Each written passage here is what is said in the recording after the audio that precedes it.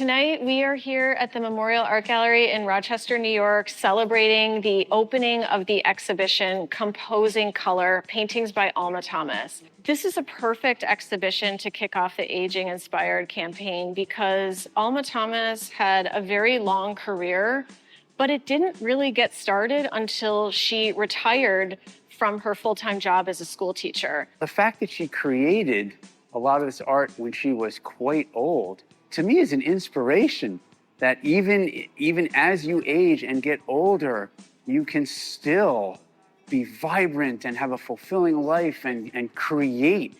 The purpose of Aging Inspired really is to get at that issue of how older people can optimize their own life experience, but also optimize the experience of all of us.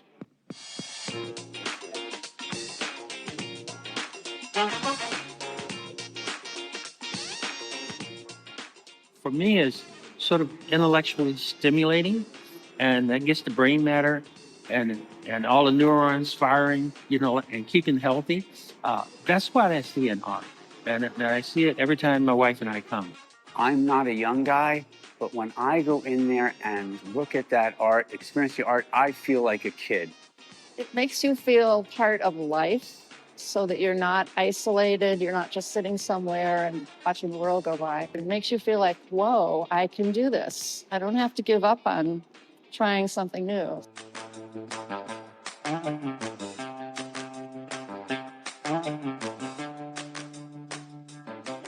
I look at art and I get inspired to learn things. It actually keeps me active. It keeps my mind engaged. It has me remember things that I haven't remembered in a long time. And for an older woman like Alma Thomas to be so assertive and creative at the same time, it's amazing.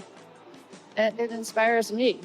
I love that she was able to really focus on this creative pursuit late in life. And it really shows all of us that it's never too late to really dedicate your time to your craft. It's amazing what looking at a piece of art will do. It truly keeps me alive, and I really feel it makes me feel young.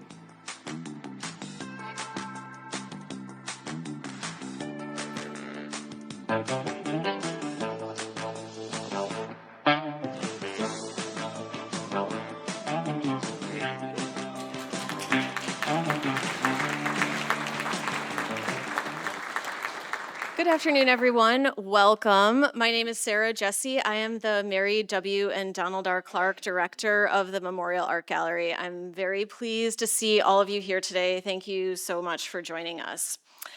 I wanted to share that I read this book recently.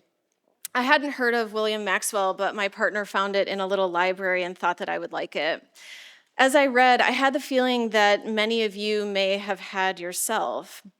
The book was so well observed in its depiction of childhood, the loss of a parent, the breakdown of a marriage, so wise that I thought, I don't think a young person could have written this book.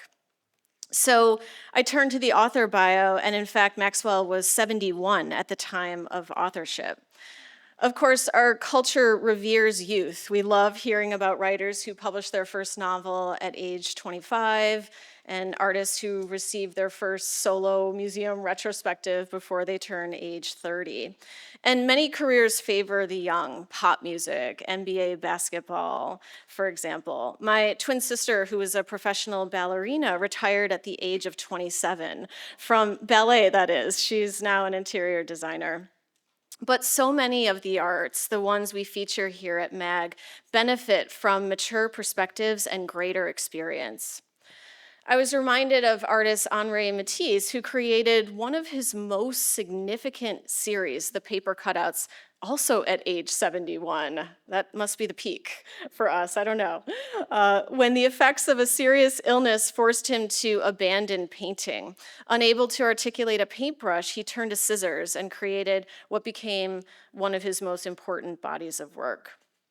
If art is the means by which we express insights culled from experience, older artists have a decided advantage. writers, painters, sculptors often do their best work later in life, which is why I'm so pleased that MAG could play a role in this important gathering conceived by our colleagues at the University of Rochester Aging Institute in collaboration with the museum and the Department of Health, Humanities, and Bioethics at the university, and many other partners who you see on the back of your program. So I'm very excited to kick off this event today. Now, please join me in welcoming the Honorable Adam Bello, County Executive.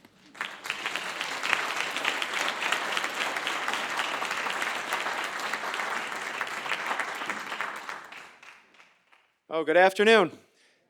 It's really wonderful to be here with all of you today. I'd like to start by thanking Sarah. Can we show her some appreciation? Thank you, Sarah, for your leadership here at the Art Gallery.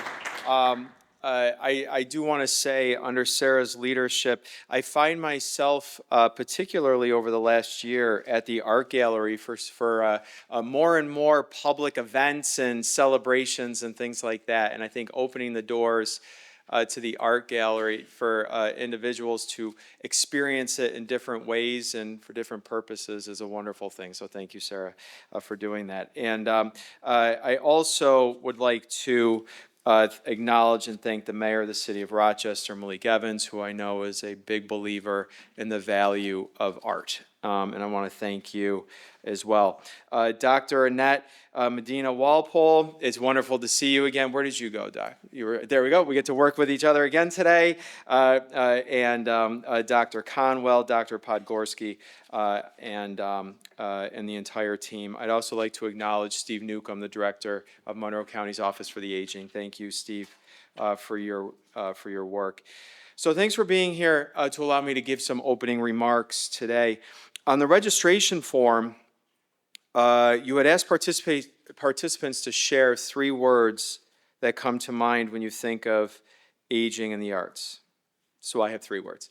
So my 3 words are community, exploration, and inspiration. Each of the words represents the goals of Aging Inspired and are representative of why this project is so unique and it's so important. Aging Inspired gathers our older residents throughout the community, gives opportunities to explore new ideas, provides inspiration for future pursuits, and it encourages our residents to engage with the arts, whether by creating their own, viewing the works of others, and it promotes health and independence. And I want to tell you something. I am one of those true believers in the power that artists can bring to us and the power that an artist has. When you look at a piece of art, no matter what medium you're looking at, when you look at a piece of art or you engage with it, it has this ability to transform your mind and put you to a place. It can transport you to another world. It can open your mind to a different way of seeing things, and it just sparks that innate creativity that all of us, I think, are born with. We are all born with this level of creativity and innovation, and when you interact with art, it somehow has that magic of unlocking that. And I'm one of those people, too, who walks around this world and can see something special in something simple, right? Even in art that we create and that an artist creates, and even in the art that nature creates for us. When you're out in a park and you just see a beautiful flower catches your attention, and you look at it, and it just transports you maybe to another time in your life where you saw a similar flower or a similar color. And it just has that positive impact on you. And that's why I think this conference is so important, so that we can all have that understanding of how art can impact our daily life.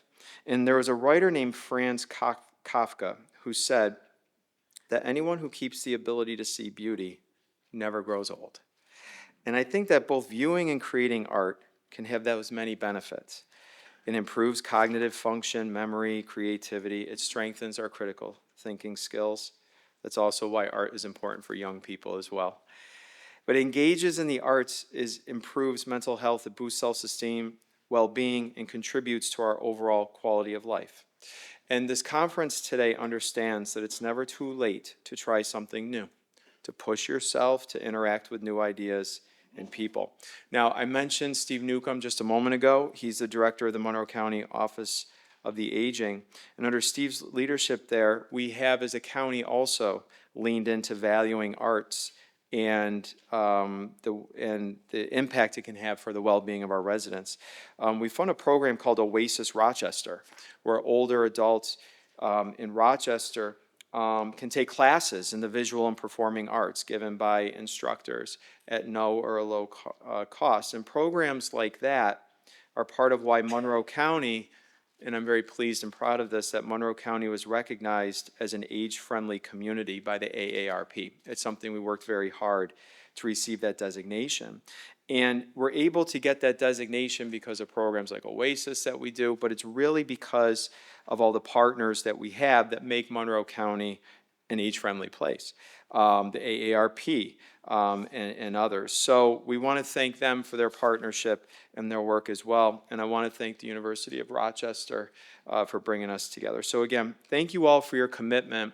Regardless of what brought you here today, whether you're a resident seeking to learn new ways to engage with art, whether you're an artist yourself, or whether you're part of the University of Rochester or the Art Gallery and you've organized today, I want to thank you for making this commitment to keep art alive, to engage with residents of all ages here in our community, to make this new, fun, and creative experience. Together, we are making our community an inclusive and an age-friendly place for everyone who calls our community home.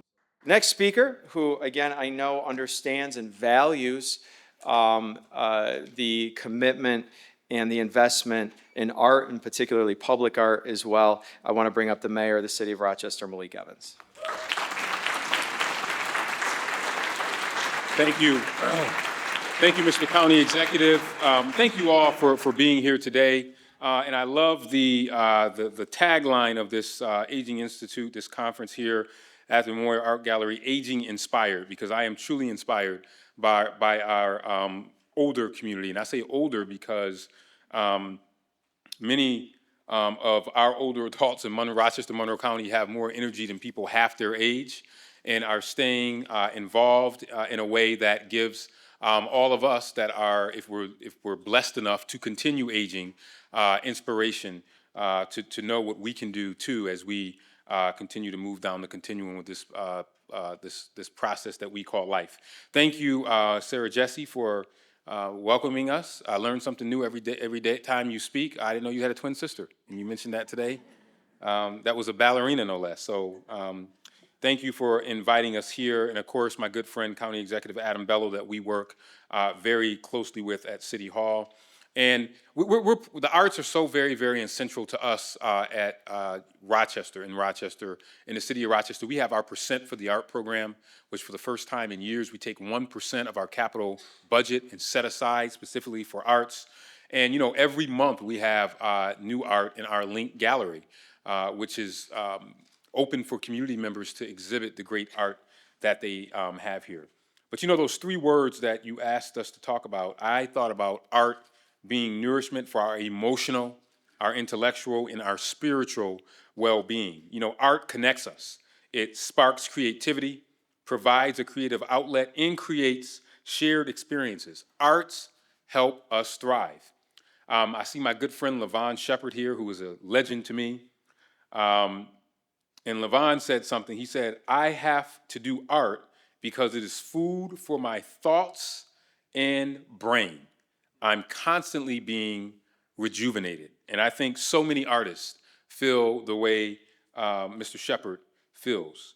And as many of you know, he's been an artist, educator, and gallery owner for well over 5 decades.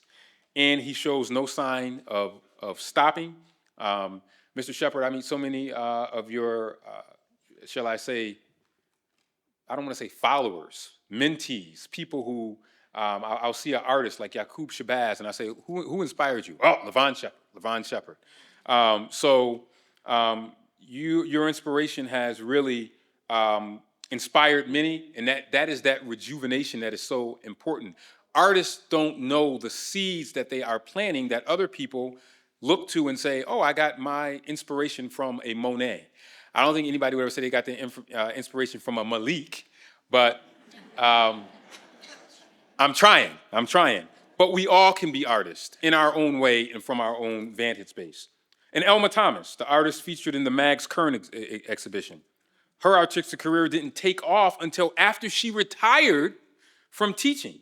So that is an opportunity for us to understand our golden years, offer us a prime opportunity to enjoy the rewards of a lifetime of work and pursue our passions. It's the perfect time to return to or dedicate more time to our creative interests. So pick up the paintbrush, revisit that craft, get inspired by the art that you see and experience. We are learning that it's never too late. I'll tell you what inspires me when I think about aging. When I think about aging with vitality or living my best life as I age, I think about being able to connect with another generation and being a bridge. That is what we all have the opportunity to do. That although we may not be quote unquote world famous, or we're in this social media generation now where everybody talks about what they're doing, we have the opportunity to really be that bridge, that connection to the past, to the present, but more importantly to the future. My dad always said, we have a past to remember, a present to live, and a future to build. And all of us that are here, regardless of our age, can help build that future. So Rochester is a city of and for the arts, and I'm grateful for initiatives that promote a more senior-friendly Rochester by offering programming and resources that support a long, healthy life through engagement in the arts. So thank you, University of Rochester Memorial Art Gallery, all of you for being here today. Please enjoy the program, and let's just keep pushing the arts in Rochester and Monroe County. Thank you very much.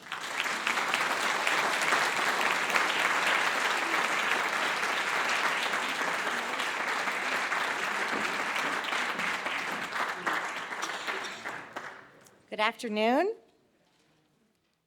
Oops, I need my readers. See, we're all aging. So I'm Annie Medina-Walpole. I am privileged to direct the University of Rochester Aging Institute, and I am just delighted to welcome all of you to this amazing, amazing event. You are in store for an incredible afternoon.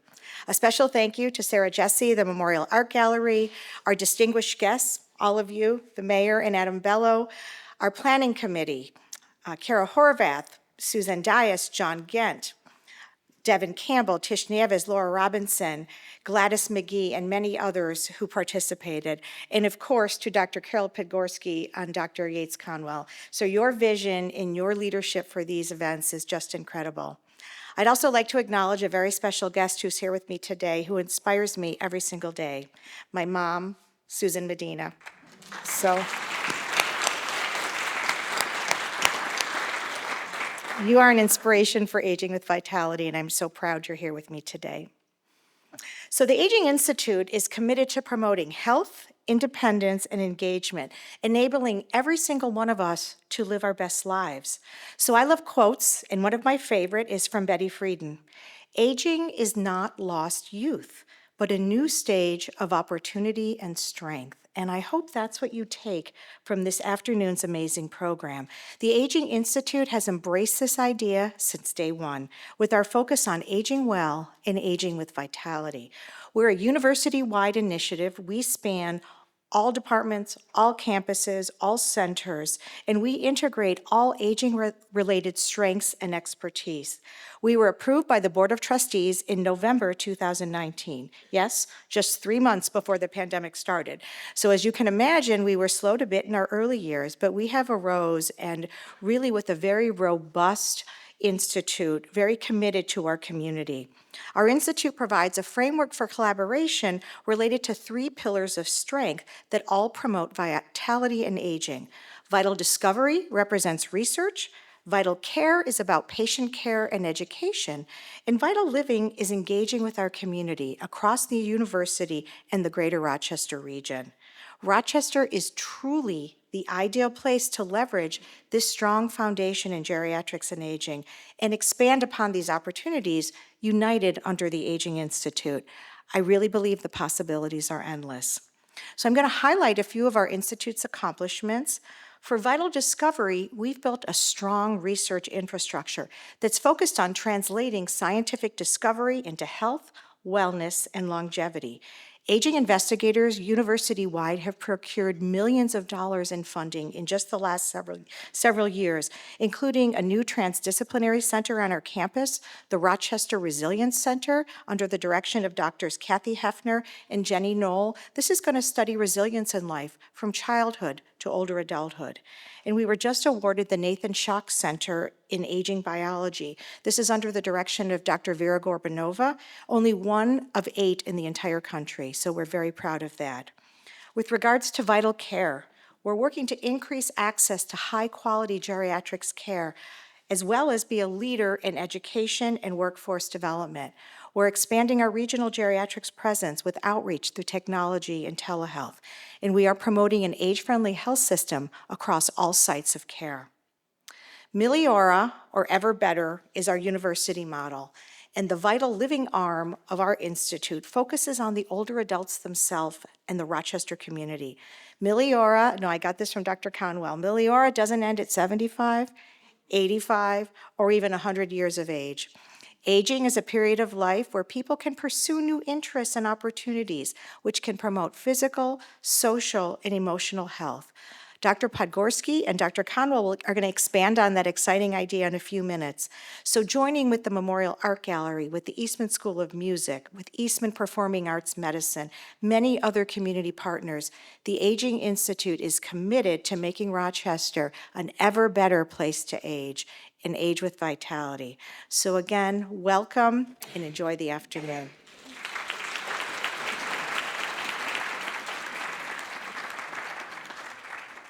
Welcome. What a great site. This is wonderful.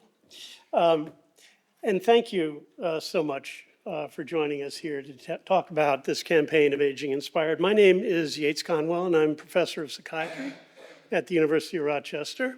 And my colleague here, Carol Podgorski, also professor of psychiatry at the UR. Carol and I are co-directors of the UR Aging Institute's Aging Inspired campaign. And what we're here today to do is to give you some fun facts about why engagement with the visual arts is so beneficial for older adults, either as a viewer or as a looker, as we sometimes refer to ourselves, or as one who creates visual art. Why is that the necessary focus for the Aging Institute's Aging Inspired campaign? Hello, everyone, and welcome. So engaging with art is really great for your health. So if you have hypertension, feeling low, if your mind is not as sharp as it used to be, if you're feeling lonely, then joining us today is a really great decision. You know, there is a very large body of research work now creating evidence to underscore the benefits to aging of engagement in the arts. In each of these domains, and believe me, there is a lot of information out there. Research has shown, for instance, that both painting and simply viewing deeply artwork can reduce biological markers of stress like hypertension, cortisol levels, and improving the signs of stress management like management of an accelerated heart rate or high blood pressure, reducing that again. So there's so much going on in the physical domain that clearly benefits from looking and creating. Painting itself improves fine motor skills, and it improves one's immune function, according to research that tracks those things.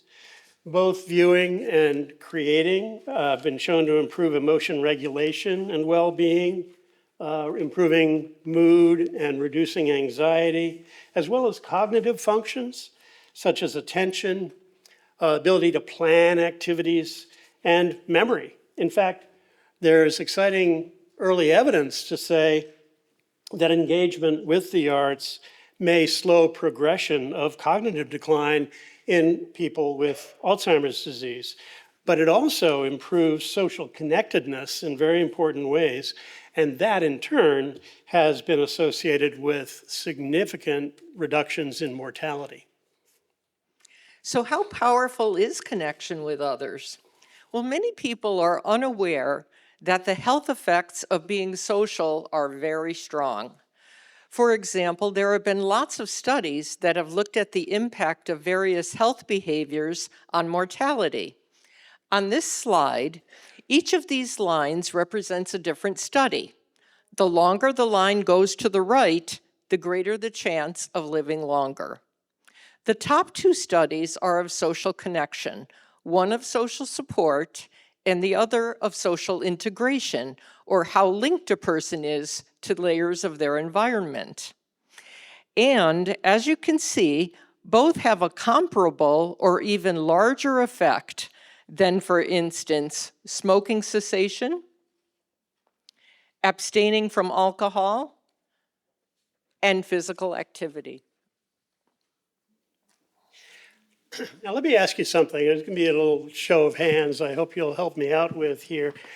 What age group in our country in general do you think is most satisfied with their lives, happiest? Is it youth and young adults? Is it middle-aged, or is it older adulthood? So show of hand, who thinks that youth and young adults are the happiest group that we have here? Okay, we've heard a lot about that in recent years. Here's a hint, maybe they should be doing more engagement with the arts. What about middle age?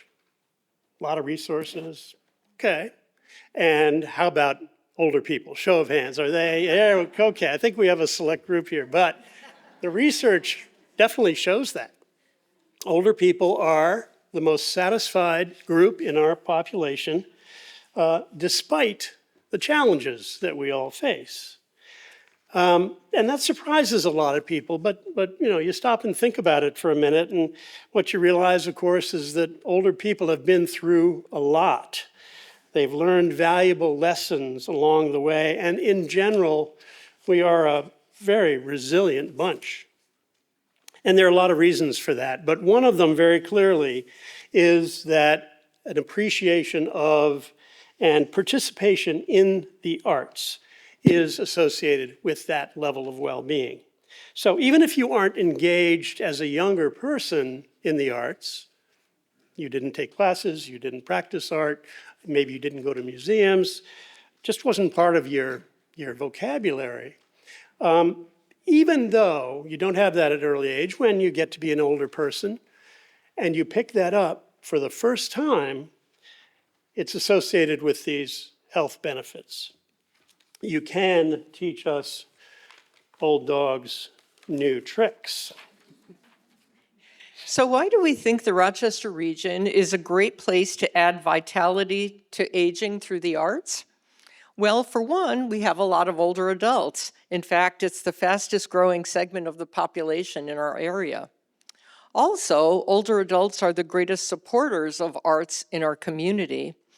And the spirit of collaboration among public and private aging service providers in our region is really second to none.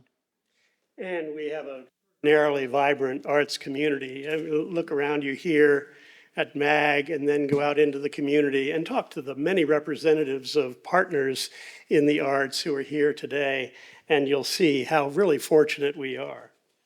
And as we've heard from County Executive Bello and Mayor Evans, we have strong county and city government support for the arts. And as you just heard from Dr. Medina-Walpole, we have infrastructure and commitment through the UR Aging Institute to help shape the vision and drive it forward. And that vision is here. Through engagement of older people with the arts, Rochester will be an even greater place to grow old with vitality. So what might that future look like? Let's think of the opportunities within each of the 3 domains of the Aging Institute that Dr. Medina-Walpole introduced. At Vital Discovery, Annie, thank you for introducing that really important topic.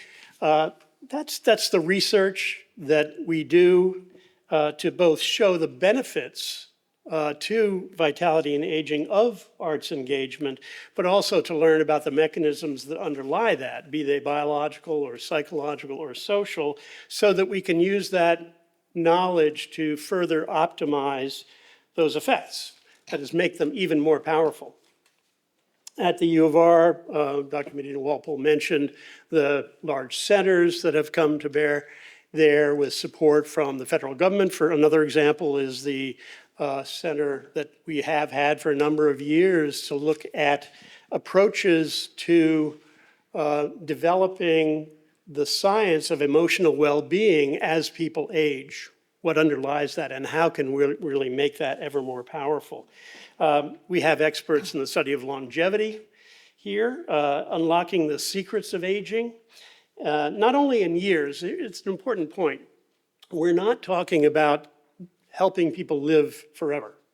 What we're talking about is helping people live with vitality, and we call that health span rather than lifespan. And finally, we have pilot project programs where we sponsor research by others to help move us towards this vision. And one, I think, fun example relatively recently is a project that the Aging Institute is sponsoring for faculty members at both the U of R Medical Center as well as the Eastman School of Music to look at the benefits to cognitive aging of learning to play the piano for the first time in older adulthood. And you can learn more about some of these initiatives afterwards in the outside. And lastly, to underscore that we understand the need to evaluate in a very systematic and thorough way the benefits that can be derived from any of these interventions, and then choose those which are most valuable to make as broadly available to the aging community as possible.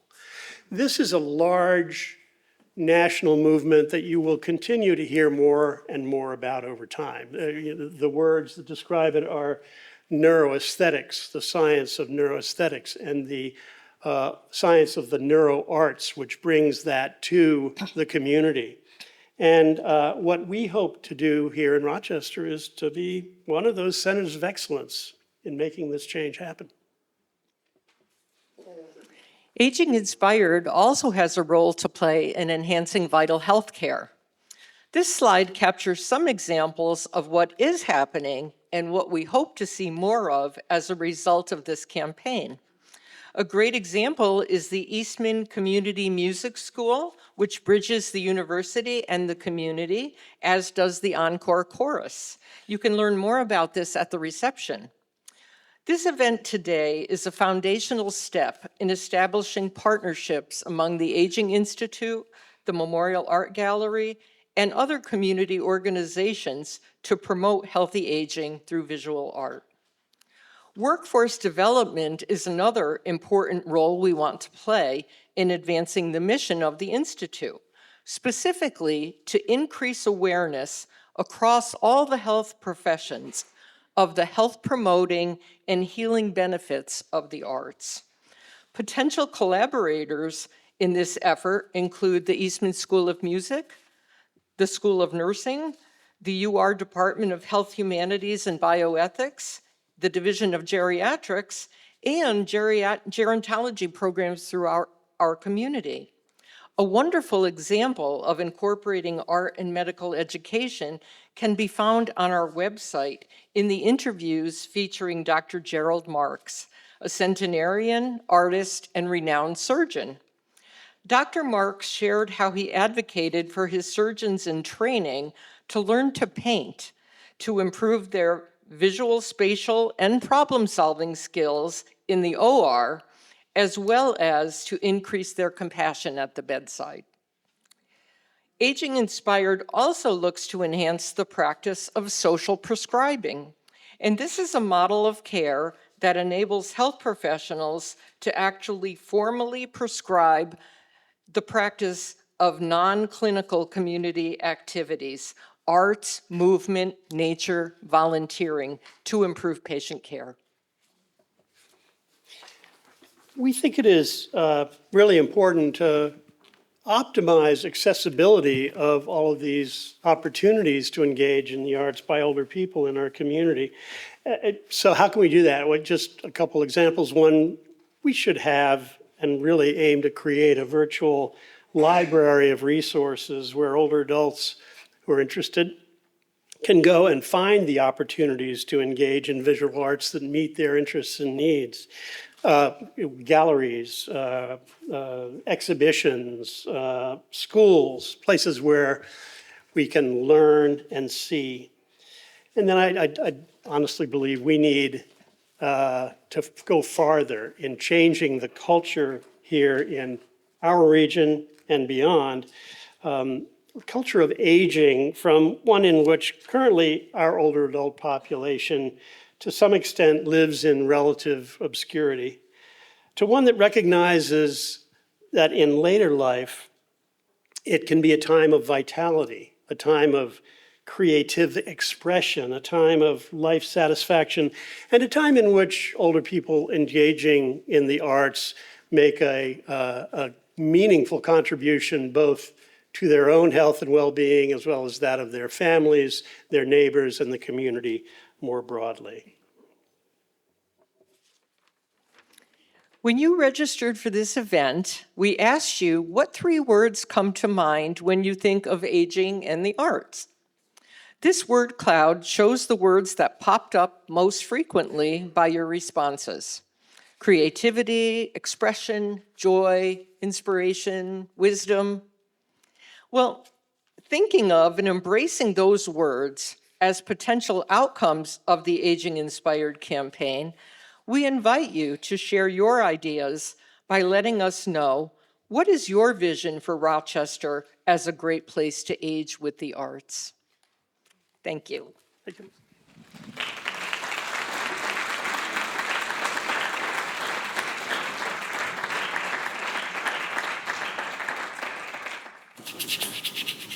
I have to do the art because it's food for my thoughts and my brain, but it makes me get up. At age 85, art is Luvon Sheppard's great motivator. It keeps him young. I think the older I get, I return back to my childhood. I become more playful. Sheppard is considered the heart and soul of the Rochester Institute of Technology School of Art. He's been a professor there for over a half-century. They say there's a certain amount of beauty in gray hair.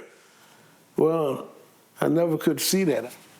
Doctors say engaging in the arts enhances the quality of life for older adults. Sheppard is living, breathing proof. I'm constantly being rejuvenated, being reminded of what it is to be at a certain point in life. Sheppard's mother had dementia when she died at the age of 87.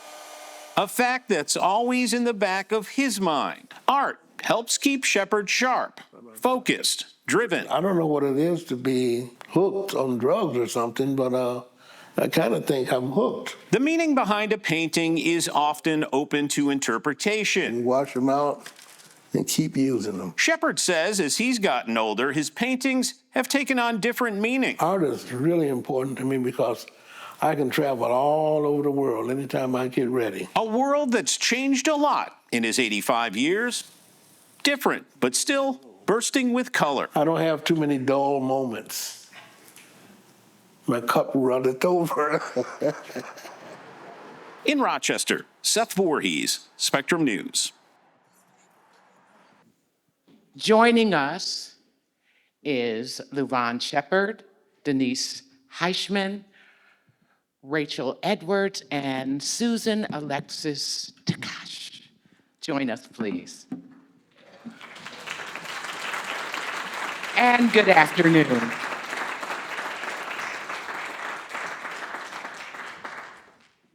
I'm Delores Jackson Radney, and it is a pleasure for me to say good afternoon to all of you.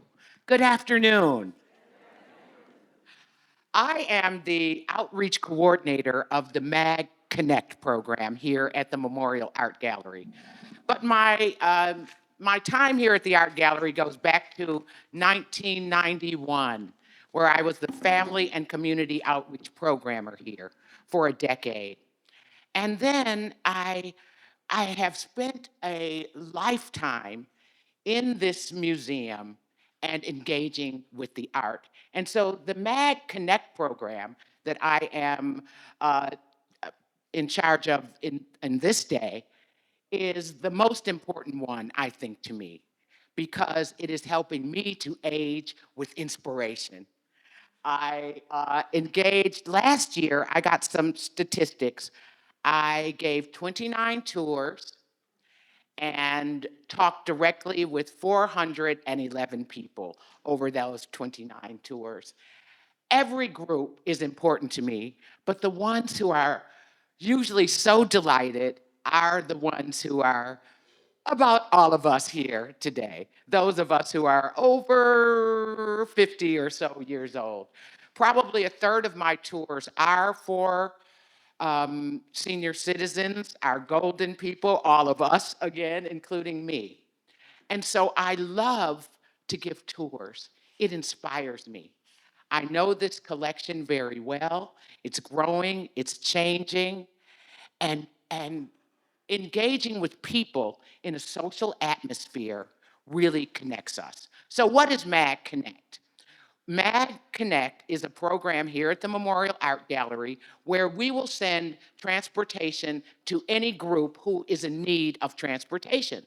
So if transportation is a barrier to visiting the museum, call us at MAGConnect. And then when you get here, you're connected to the art.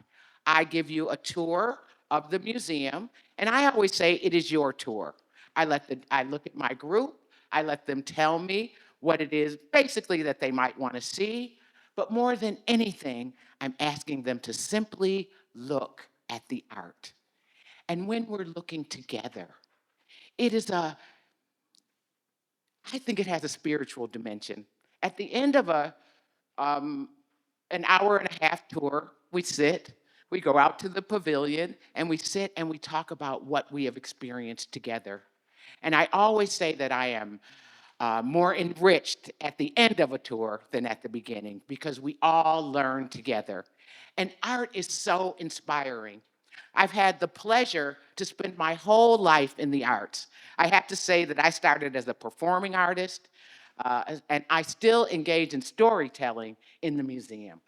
And so, right outside here of the museum is a statue of a person that I call our greatest American hero.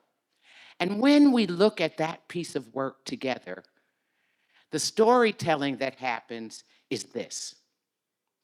Harriet Tubman didn't take no stuff, wasn't scared of nothing neither. Didn't come in this world to be no slave and wasn't gonna stay one either. Farewell, she sang to her friends one night. She was mighty sad to leave them. But she ran away that dark, hot night, ran looking for her freedom. She ran to the woods and she ran through the woods with the slave catchers right behind her. And she kept on going till she got to the north where those mean men couldn't find her. 19 times she went back south to get 300 others. She ran for her freedom 19 times to save black sisters and brothers. Harriet Tubman didn't take no stuff, wasn't scared of nothing neither. Didn't come in this world to be no slave. And didn't stay one either. And didn't stay one either. And didn't stay one. That poem is by Eloise Greenfield. But whenever we engage in first just looking at the art, but then storytelling with one another, we engage, we look all over the painting, we look all over the work of art, but we make connections to ourselves. And it strengthens all of us, and it inspires me every time I give a tour. And what a pleasure it is for me to be here today to speak with this distinguished panel. We started with my friend and mentor, as he has been to so many others, Mr. Luvon Sheppard. I believe, Luvon, that you were the first African American to ever work here at the museum back in the 1960s with the All of Us. Yes, Tkach? yes, and Harris K. Pryor was the director of the gallery at that time, and he invited me to judge a sidewalk art show on Joseph Avenue, and in the process of judging that show, me and him got to be pretty close to each other. I didn't even know he was the director of the Memorial Art Gallery. Show you how green I was. And I think I was a sophomore at that time at RIT. Um, but I guess he kind of followed me over the years. Him with some of the other people that was here at that particular time. Elizabeth Hurdle, she was another person that I'm very grateful to. But Harris K. Pryor sort of took me under his wing, so to speak, for a while, and I followed him around, and we judged many shows together. And then after I graduated from RIT, uh, I thought I was going to get a job teaching high school at Madison. Before then, there was another professor there at RIT, Dr. Leonard Barkin. Uh, he invited me to join a new program that he was going to create at RIT for teaching. And what they wanted was people with strong studio experience, and they wanted to train those people to teach the last 2 years of high school and the first 2 years entrance into college in the foundation program, which was the MS teacher program, the Master's in the Science of Teaching at RIT. So I was one of the first candidates that went through that program, and I got a national fellowship with another person that was with me. Her name was Pat. I can't think of her last name right now. But anyway, after I graduated, I went to Madison and applied for an opening that they had there, and was promptly turned down by the principal, who happened to be black, who said that he had already found somebody that he wanted to teach for him that was going to graduate that next year. And I was really heartbroken about that. And within the next day or so, I got this call from Harris K. Pryor asking me to come here and be the coordinator of neighborhood services. And that's what started all of this. Okay. And now, tell us about the wonderful art you've been making throughout so Oh, many years. I don't know if I can stand looking at that, but in teaching at RIT, I have my students. I teach watercolor predominantly now there at RIT, and I have my students to paint self-portraits of themselves. And in order to get them to do that, I have to do it myself. Okay, so Lead what by you're seeing example. there is an example of a frustrated teacher painting himself. And there's only so much you can do with a self-portrait. I get a mirror and I put it up in front of me, and I do a rendition of me, and then I come in and I look at it from day to day, and I'm going, that looks odd. Why isn't something else going on in that painting? And I keep fussing over it and messing around with it, and this is what we're getting. Okay, sort of a juxtapositioning of a collage and a portrait. But this was done probably during a week of classes at RIT teaching watercolor. And you can call for your next slide whenever you. Okay, this is the Black Creek boat launch, okay, which is another subject matter that I use for the RIT students.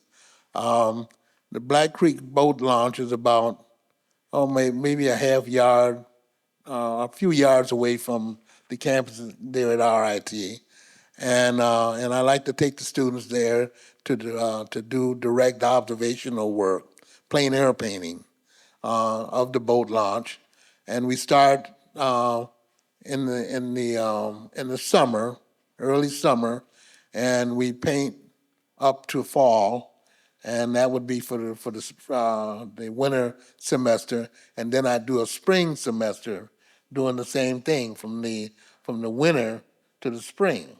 Okay, and it's a series of paintings, and it's direct observational work. Also, I have them to take photographs of that area that they're painting, and again, I have to do it first, and then allow them to do that same thing. Okay, so one of my former students is the one who took the photographs and sent them in. So now I understand why I have the documentation that I have of the work. Beautiful. Okay, Your and students supporting you. and then the last painting um, is a piece that I've done in the studio, and many times when I'm working, and I especially don't have that much of a subject matter that I'm thinking of, one of the things that I can always bank on and think about is my children. And I can hear my granddaughter saying now, as I'm looking at the profile of her face, you know, Granddaddy, you're so egotistical. You know, you're always looking at me and thinking how I look like you. So I have 4 daughters, and what you're looking at is profiles of their faces, and they're always on my mind. And of course, along with that is other information. I see Frederick Douglass there.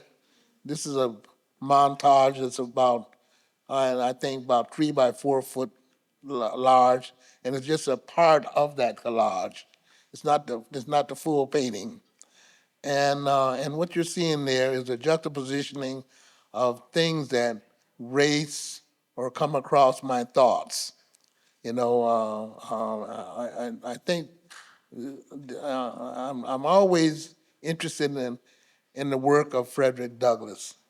You know, religion has always been a very strong part of my community. You know, I come from a Baptist upbringing. Uh, my mother, in her later years, became a preacher, and I guess you can. When I look at this, you can kind of see what I've been preached to about, you know, and things that I'm thinking about and contemplating, you know, spiritually, along with the association of my family. Okay, so That's where you draw this is your what we're seeing. inspiration. That's right. Okay, but yeah, that's about it. And it's a mixed media. Mr. Luvon Sheppard. And who's up next? Is this Denise? All right, Denise Heischman. And you've been an artist, a teacher, especially of older students. And I'd like you to tell us about your involvement in the arts and what it's done for you in terms of inspiring you and your students. Yes, and I've been a long time friend with Luvon through RIT because I taught university students for, I don't know, 40 years. And one of the places I taught was RIT, so we've been buddies a long time. But recently, I've been, well, not recently, I'm 80, so I've been doing this for a while. I helped to found the Mill Art Center and Gallery out in Honeoye Falls, and it so happens that Rachel's sister actually founded it as the Earth and Arts Center, and it was a center for ceramics.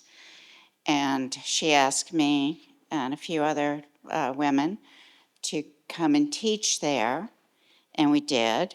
And then it turned into the Mill Art Center and Gallery. And We just did a survey and we found that most of our member artists are between the ages of 40 and 80. So we also teach children, so we're not totally devoted to senior citizens, but it's a big part of our vibrant art community out there. And we push our members to make art because we have exhibitions about every 6 weeks. So we keep everybody busy. Very good. And a lot of people are students, and our students also are professional artists, which is really kind of wonderful because we're all learning. Rachel is one of my students. She's doing watercolor, and a joy to have. I'm a student because I do encaustics. I've never done that before. I make collages.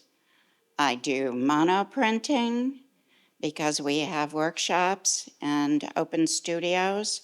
So I try to stay doing many things, and because I'm learning.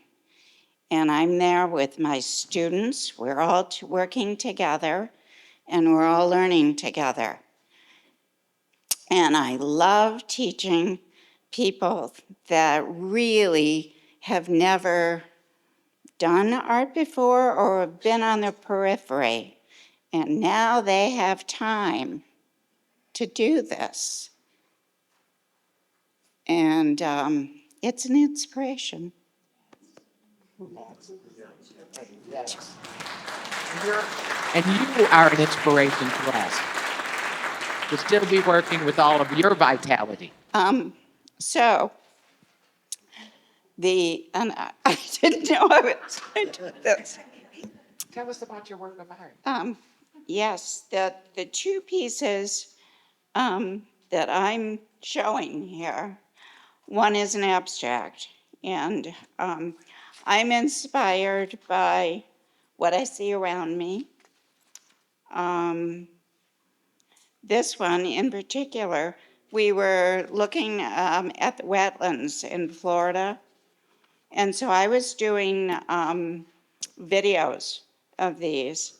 And when I started to work on this, I wanted to get the motion of the piece, and that I found that difficult because it was always changing. And then as I was working, I was changing my painting. So every time I put a brushstroke in one spot, I had to put a brushstroke in another spot. And so it's a constant kind of piece that you're always alert, always thinking, always problem solving, and it's almost hard to see when it's done because it is moving all the time, and there's a point you have to step back and say, okay, it's done, and maybe it's time now to move on to another one. And I find that when I'm thinking abstractly, it makes your mind go to totally different places because you are problem solving. You are constantly observing. You are constantly mixing color. You're trying to get this to work. So I go to abstract when I really need to energize myself. The second slide is of a scene that's from the Berkshires.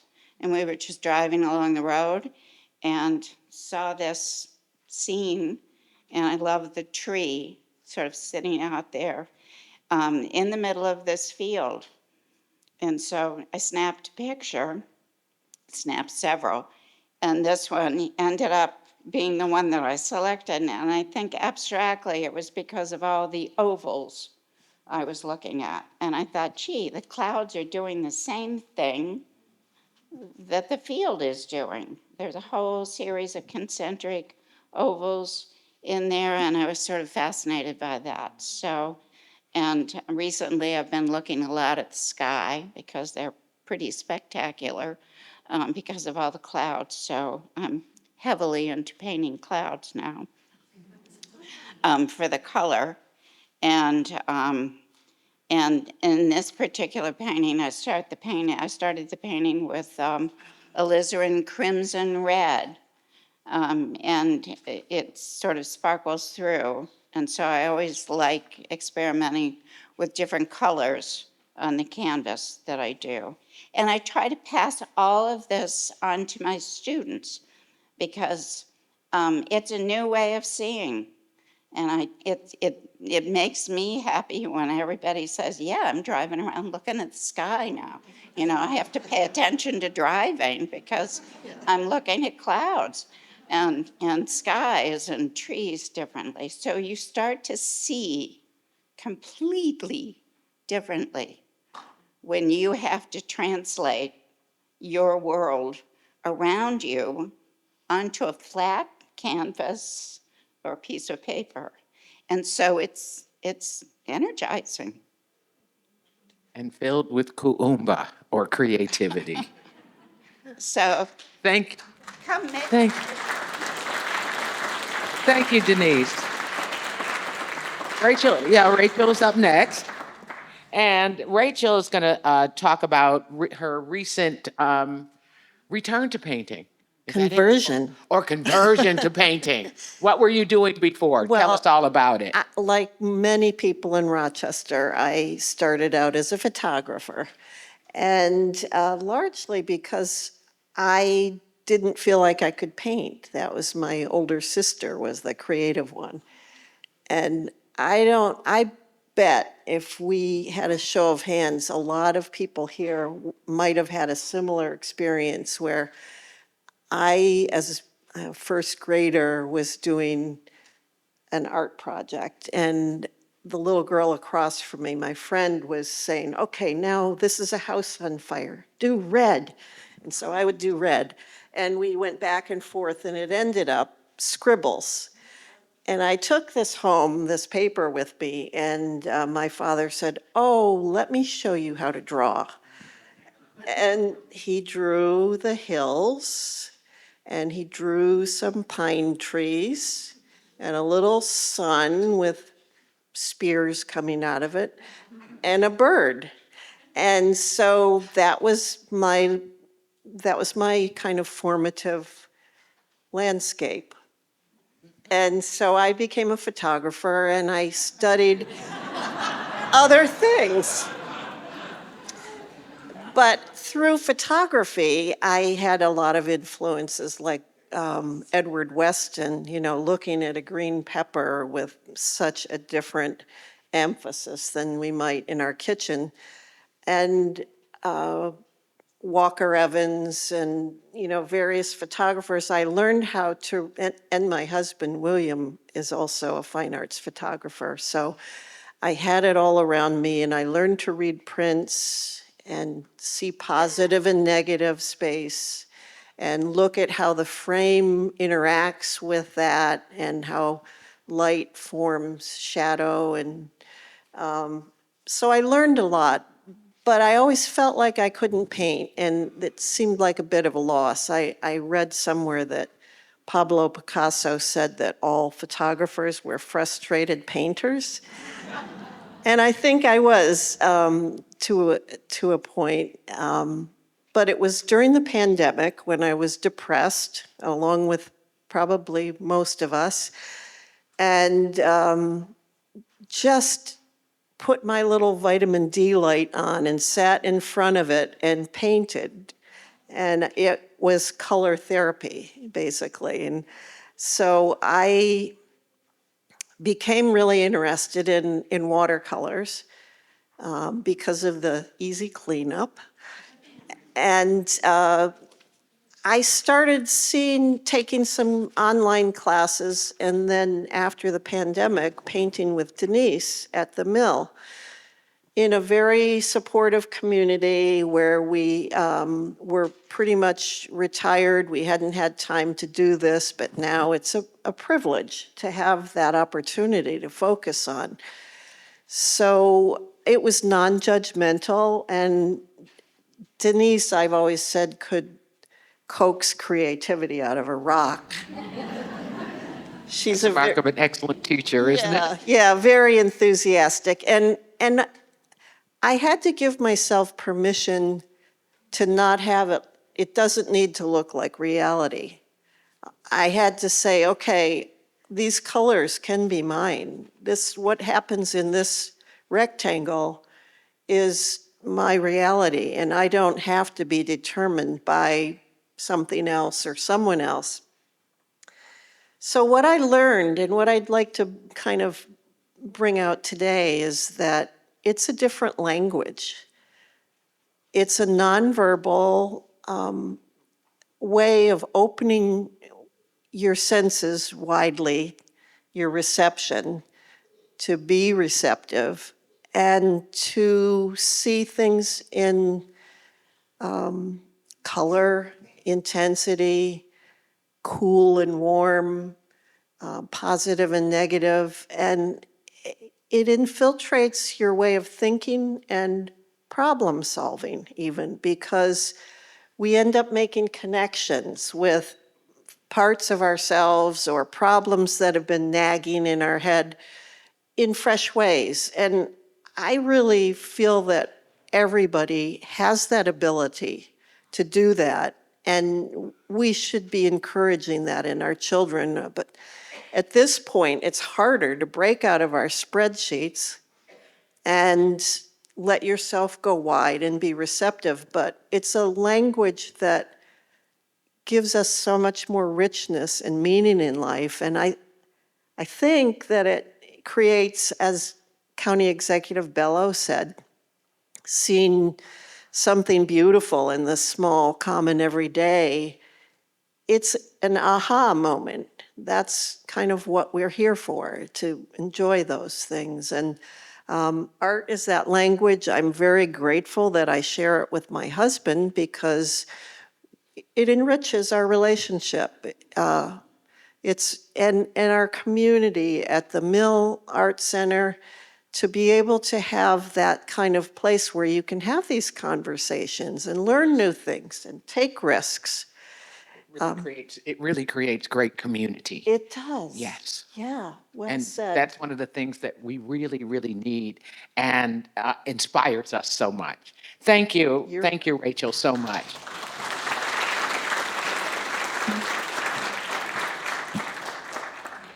Our wonderful docent and artist, Sue Alexis Tkach, is up next. And talk to us, Sue. Tell us what's going on. I can talk, so. Sue really said she loves to talk about herself, so go right ahead. I have an artifact here that you may appreciate. If when you were a child, you drew on the back of grocery bags, this was, Star Supermarket, yeah. It's a cat in a bikini, because I've always had an affinity for cats and fashion. So, Well-dressed cat. yes, a well-dressed cat. And I actually didn't get a cat until I was 12 when I got my nylon stockings. So anyway, let me begin here. Begin there. I grew up in a very privileged and indulged childhood. My parents were both teachers, not artists, but when I showed a proclivity toward art, I did it all the time. So this little artifact here was in the file cabinet that when my parents died and my brother went through my mother's file cabinet, he curated a show of the pieces that I had done throughout my career. So I was always the artist in elementary school. I helped the teacher put up the bulletin boards and all that stuff. And on through high school. When I got to college, I decided I was going to major in English and take some art classes on the side. But what happened was I took an art history class because I couldn't get into visual arts class, and I fell in love with art history. So I ended up graduating with a degree in art history and drawing and painting, a dual major. And as you probably remember from Frick and Frack, you know, the Tappet brothers, what can you do with a degree in art history? So I walked into McCurdy's department store to get a job in sales until I could, because my mother said I had to move out of the house because the cats that I had brought back from the Virgin Islands were terrorizing her dog, who was a German Shepherd. Anyway, I began my teaching career because I couldn't teach. I began it after working in an advertising agency in the Virgin Islands, and my boss told me I'd make a great teacher, so that's how I started my teaching career. But anyway, back to McCurdy's. I walked into the HR department in McCurdy's, and the woman said, "Oh, you have an art degree. We have an opening in the art department here as a fashion illustrator." And I said, "Well, I don't do that." And she said, "Let me give you some advice." And I always gave this advice to my students. She said, "Try this out. The worst thing that can happen is that you will be exactly where you were when you came in today." So she gave me 2 swipes, those are other people's ads, to take home over the weekend and copy exactly, and I got the job. Stayed there a year and a half. Boyfriend from college became a Vista volunteer, moved to St. Thomas in the Virgin Islands. I moved there, worked in an advertising agency, became a teacher in an elementary school where I couldn't understand what the kids were saying. And it was crazy. It was a crazy time. But I loved teaching, which my father had always told me I should become a teacher. But of course, I didn't want to do that. So eventually, I came back to Rochester, became certified to teach in New York State, and taught. I was going to just stick around for a little while until the next thing arose. 31 years later, so 3 years in the Virgin Islands, 31 years teaching in the Rochester City School District. And it was a great experience. I miss the kids every day. Don't miss the rest of teaching very much, but miss the kids every day. So when I retired in 2010, that was the year that they gave the teachers the offer they couldn't refuse. There was a new class of docents opening at the Memorial Art Gallery. Here I am. So 15 years after that, I'm still here, docenting. And, you know, in kindergarten, my report card that my brother saved, you know, in the collection he curated, my 2 strengths were drawing and painting and telling stories. So I also taught art history at School of the Arts and at Nazareth College. So anyway, I started, in my retirement, I started painting all the time. And all the time. That's the great freedom of being retired. And during COVID, I decided to have both my knees replaced because why not? You know, you're sitting around watching the Crown. So a friend of mine, remember when you couldn't get masks? You know, a friend of mine, a fiber artist, made me a mask and put it in a little bag on her front porch. And I went and picked it up. And so as a thank you to her, I took a Renaissance portrait profile and I painted a mask on it and I sent it to her. And she posted it on Facebook and she said, "Oh my God, this is wonderful. You have to do more of these." So I did hundreds more. I sent them to everybody. Cut out pictures from old art history textbooks and fixed them up. And that led me to my collage career because painting, I stood most of the time. Collaging, I could sit and cut and paste and return to my childhood where I loved to cut and paste. And I've always done collages my whole life. So I took things from old art history textbooks. This is, I don't know if you're familiar with Edward Muybridge. I used to make zoetropes with the kids when I was teaching. Muybridge had a bet with Stanford that a horse never had its legs off the ground. A horse, at one time, had all his legs off the ground. So he started experimenting with repetitious photographs. So that's what those men's legs are. And I have an obsession with birds. I watch them all the time. at my home now. And so birds are always in my work. So I guess that meant move on. But I have a lot of birds in my collages. I also paint into my collages. I brought one here in case anybody wants. I've started working on cradled boards, so that they're easier to stick things onto. So this is another bird piece. I think that was kind of affected by the like the plague doctors with the big bird masks on the front. So that image appears there. And you can kind of see like where I've put things together and then painted on top of them. So I think that I'm getting the sign to move. Yes. Okay. Yeah, And so, yeah. and so, And so, I thank all of you. I thank Sue Tkach, Luvon, Sheppard, Denise Heischman, who's going to stay here with us, and Rachel Edwards. Thank you for being with us, sharing their inspiration on what makes art, making of art, so vital to us as we age. Thank you so much. Next up is an interactive look with Denise Heischman, and we're going to be looking at art. And a video is coming up next.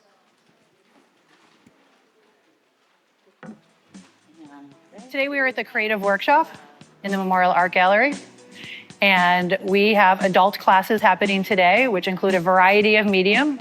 We have found that so many people have been missing doing this kind of activity in their life, especially while they were working. And so they're eager to find new hobbies, new activities, ways to engage their creative minds. And the programs at the Creative Workshop allow them those opportunities. I think it's important to stretch yourself. So to take courses or engage in activities where you're doing something that you haven't done before. What inspires me about art is just it gives me somewhere to be able to do something new and different with my hands, to feel confident in myself and what I can do. Creating art makes me feel very good, very uplifting. It makes my whole mood change.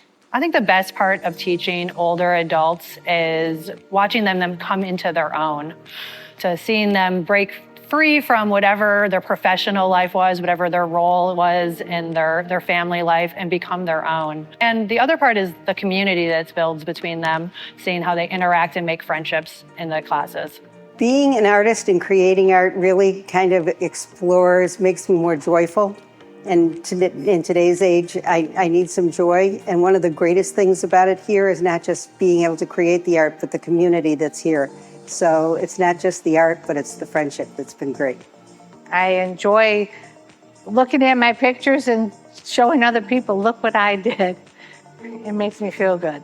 Also, I think it's important to work with your hands a little bit and keep the motor skills going. It seems to make something click inside. It keeps keeps the brain active. I'm here doing acrylics because I had cancer and I had to find a way to express myself. And then we had a terrible car accident, and then my husband had a stroke, and this helps me deal with my anxiety and make me feel like a better person. What inspires me is I think people appreciate how I just get up and go of all I've been through. I love the idea of aging inspired. So many of our students inspire me and help me think about what my post-retirement life is going to be like. Which classes am I going to take? Which programs am I going to get involved in? Which service am I going to provide to the community? I'm excited about that time in my life, and I'm looking forward to it.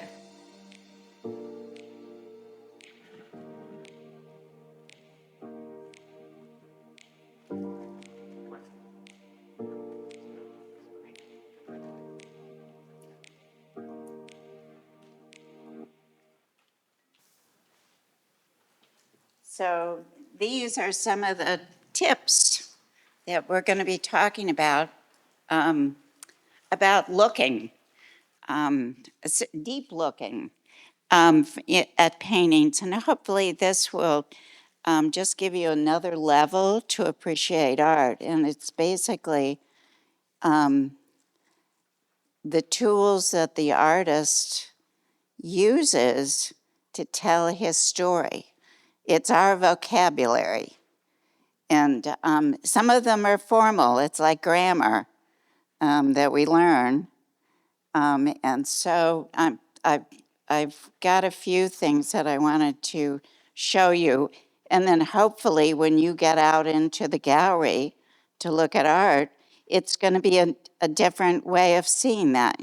You're going to look a little deeper and understand how the artist is talking to you, what his structure is. So I would hope that you've got lovely little booklets there that have paper in them, and we picked nice pencils. So you can take your drawing pencils, sketching pencils out. And what I'm going to do, we're going to look at 2 slides, and I'm going to trace with my Star Wars wand here.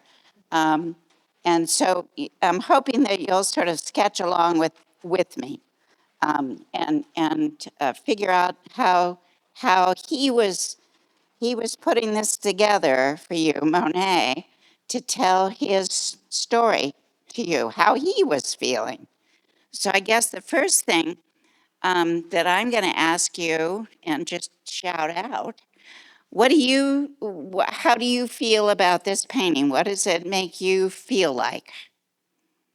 Any thoughts here? Are you calm? Are you agitated with it? What's your first reaction to this? Anybody? Peaceful. Okay. What? Magical. Yes. And I think that's what he's sharing, his vision.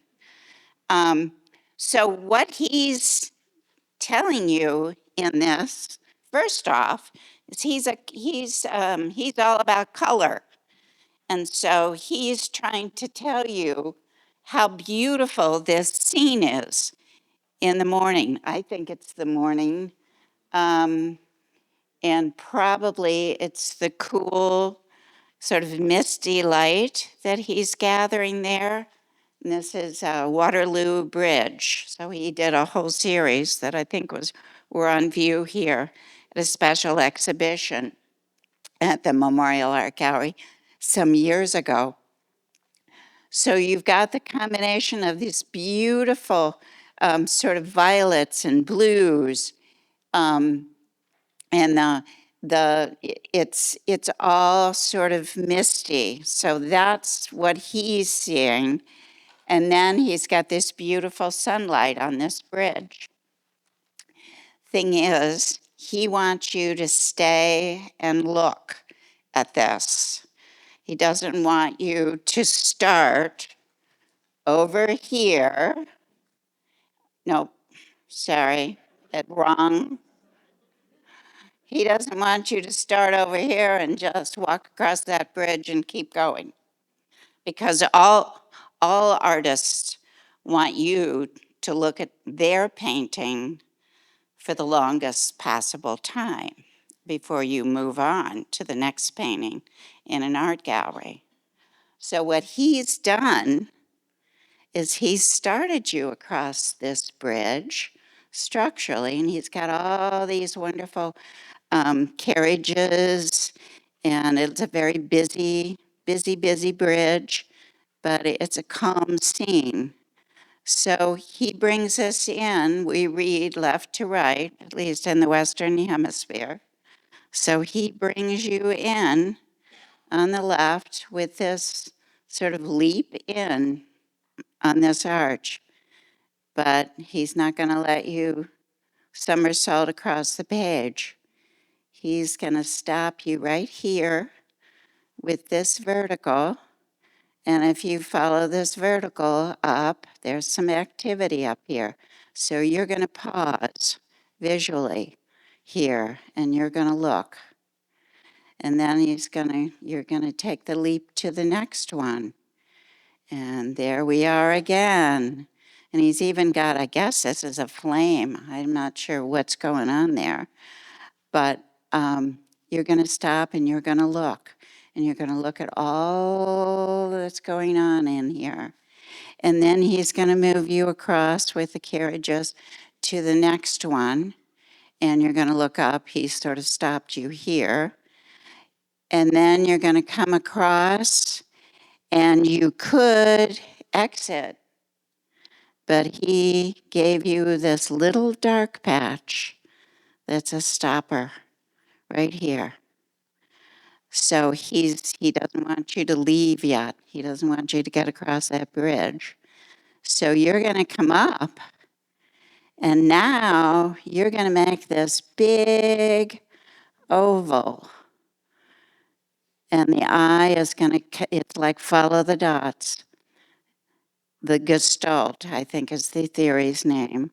You're gonna make this big oval here and come back around.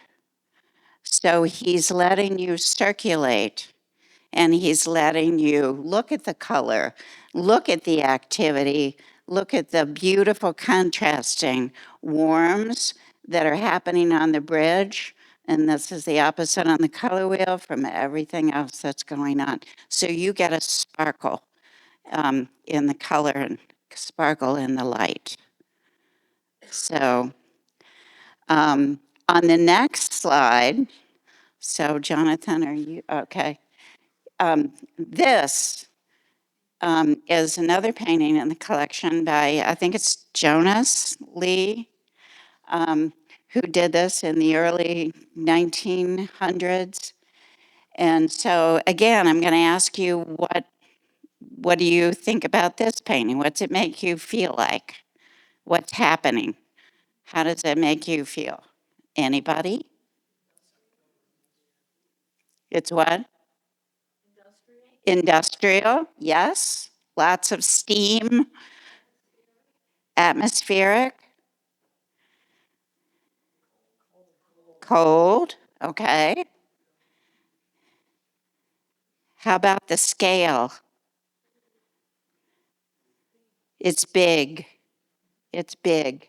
So this is the Brooklyn Bridge, and it's big, and it's industrial. It's monumental, and that was what everybody thought about the Brooklyn Bridge. I mean, it was, pretty wonderful when it was built. But he's standing on the bank of the river. And so he's looking up at it and he's dwarfed. So he's really trying to get this across to you. But there's also a real human factor in this painting. And so you look, oops, wrong button. You look at this area right in here.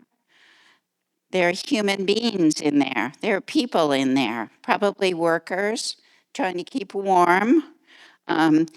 So he's talking about that. So the difference in the scale. These are people that are working in this big city, but he wants you to know that.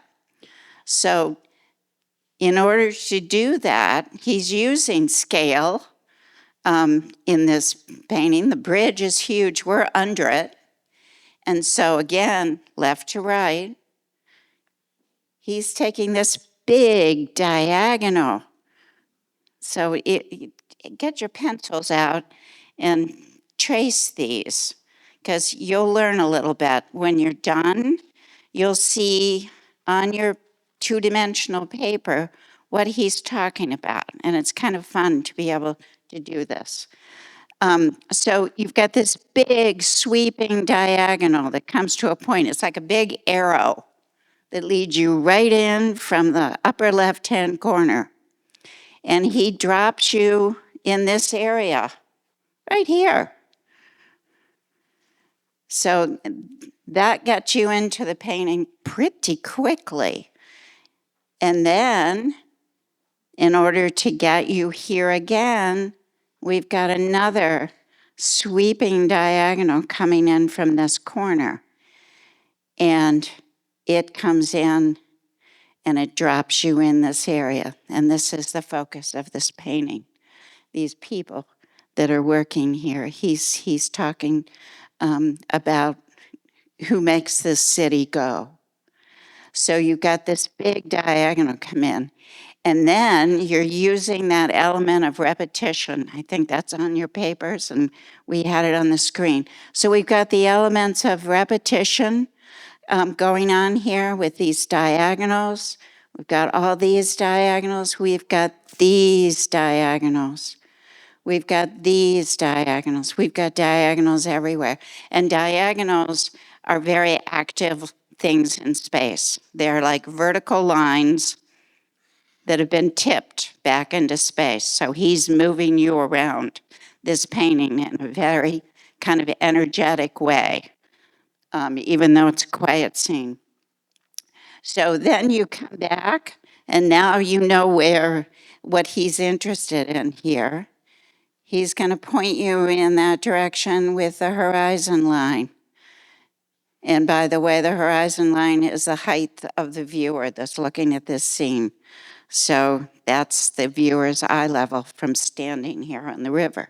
So he's going to come across and he's going to get you through this, and he's going to paste you across your canvas with your vertical, your vertical, your vertical, your vertical, vertical, vertical, vertical, vertical.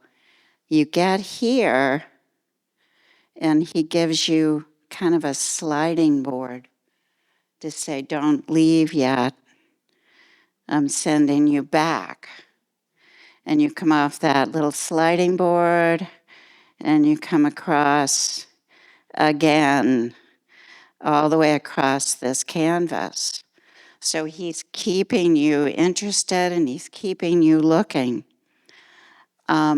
He's using beautiful blue color in the sky, and then your reflection, and that says cool colors are usually, that was the reason you sensed the temperature of this painting. And then the contrast of the little kind of, I guess it must be a little light in there, maybe a stove going to keep warm in there. And so you've got a little bit of heat in here. You've also got some reflected light from the sky in here. So it's a study in the contrast of colors and a lot of grays, which sort of gives you that industrial sensation too. The other thing that he's doing is the same trick that Monet used. He's giving you another way to circulate through here. Do you guys see the oval that he created? He starts you here and takes you around through the sky. And so that's another way you get to look at this painting and see the clouds. And then you also get that kind of wonderful oval that's repeated. That's that element of repetition down here. And it's also a change in rhythm. They're circular movements, and so they're slow. You get to look in here. And so those are just some of the elements that artists use to communicate their story with you, because they've got to,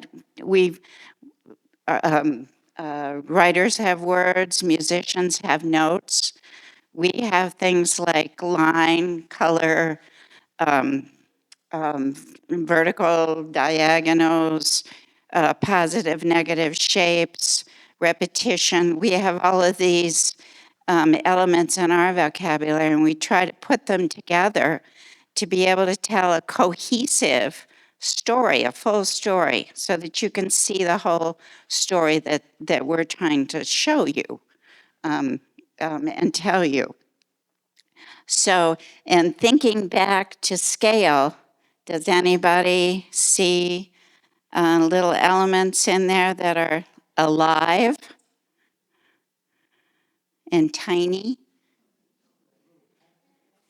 Yeah, there's a little cat sitting right there. So he may have been there, and he's the perfect foil for this. That's gigantic. So here we are. We're at that scale. So the artist is standing right here, and we know that because we've been led to this particular spot. So that's your focal point here. And then we also have, I believe, a little figure standing here observing this whole scene. And again, that's the human part of New York City, which is big and industrial. So take a look at your little drawings if you did one, and you have a diagram. And think of this when you go out into the gallery. You can stop and you can sketch, and you can see it's just another way of deep looking that can engage you. So anyway, tricks of the trade. Well, thanks everybody that has come before. What a rich, entertaining interaction. But now. Okay. So as we move now to the next part of our program, we invite you to reflect on all that we've seen and heard and experienced here in this auditorium today. So as we leave, look to your left, look to your right, look around you. The audience we have here is filled with a variety of community members. Many older adults, some people from the arts community, aging service providers, government leaders, supporters of the arts, healthcare professionals, just to name a few. So as you transition to other activities this afternoon, we invite you to talk with others about what we can do to inspire aging through art and art through aging. For example, you might want to reflect on your experience as a viewer or maker of art. If you're an older adult from the community, this might mean taking an art class or visiting a museum. If you work in healthcare or government, it might mean establishing a program to make art more accessible to the community, like the MAG is doing. We would love to hear your ideas through the evaluation by scanning the QR code on the screen and by sharing them with us and with others. We look forward to your engagement, your input, and your guidance. And so now it's time to move from the auditorium out to the pavilion for the reception. There you will find light refreshments, and that will be available through the remainder of the afternoon. There is an opportunity there, and you'll see a table, to join with small groups led by docents going through the gallery in ways that highlight these issues of aging and of visual arts that we've talked about today. You'll see displays also of works by older art students from the Mill Art Center and from the MAG Creative Workshop over on that side of the wall. And we have tables that offer some of the examples of community resources that we're so enriched by here in Rochester, where an older person can go to engage with the arts. And we invite you also out there, there's a table where you can participate with the Creative Workshop's Community Art Project to learn about that. Most important, though, really is, because of the richness of the community represented here, that you take an opportunity to network, get to know each other, share your thoughts, and have a good time.